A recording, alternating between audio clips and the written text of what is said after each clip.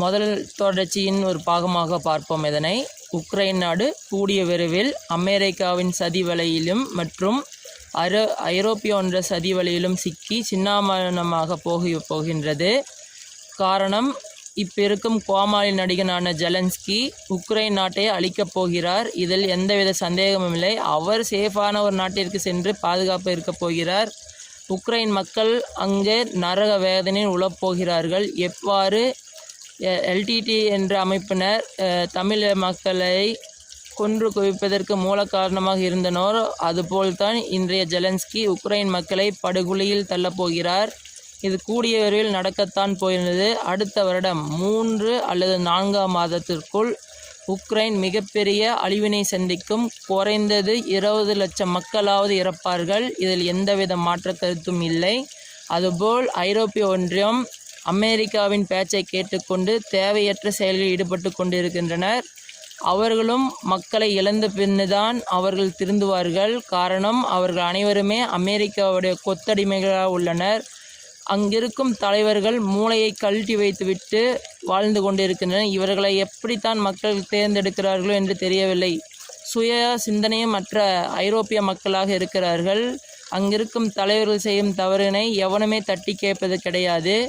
மூளையற்ற ஒரு தலைமையகத்தை வைத்துக்கொண்டு ஐரோப்பிய ஒன்றியம் செயல்பட்டு கொண்டிருக்கிறது. குறிப்பாக சொல்ல வேண்டுமென்றால் அங்கிருக்கும் பெண் தலைவர்கள் தான் அனைத்து மூல பிரச்சனைக்குமே மூல காரணம். பணத்துக்கும் மதிக்கும் மயங்கி அவர்கள் தவறான பாதையை தேர்ந்தெடுத்துள்ளனர். கூடிய விரைவில் இதற்கு அவர்கள் அந்த தண்டனையை அணிவிப்பார்கள். அங்கிருக்கும் மக்கள் இதனால் மிகப்பெரிய இழப்பினை சந்திப்பார்கள். பொறுத்திருந்து பாருங்கள், இது நடந்தேதான் தீரும். அதுபோல் நமது தாய் நாடானது இந்தியா 2000 கிலோமீட்டர் சென்று தாக்கக்கூடிய அக்னி பிரைம் ரயில் மூலியமாக முதன்முறையாக சோதனை ஓட்டம் செய்துள்ளனர்.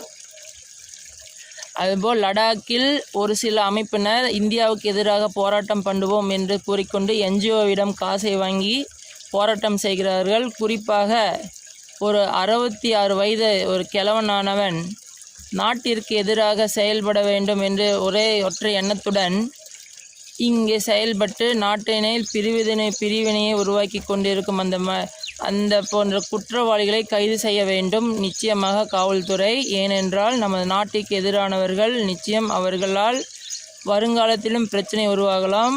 இவர்களை போன்றவர்கள் இந்தியாவிலேயே வேறு மாநிலத்துக்கு கடத்த வேண்டும். காரணம், அங்கு இருக்க வைக்கக்கூடாது. கைது செய்யப்பட்டாலும் இது போன்ற நபர்களுக்கு நிச்சயம் தண்டனை கிடைக்க வேண்டும். ஏனென்றால் பிரிவினை உருவாக்குவதற்கு யார்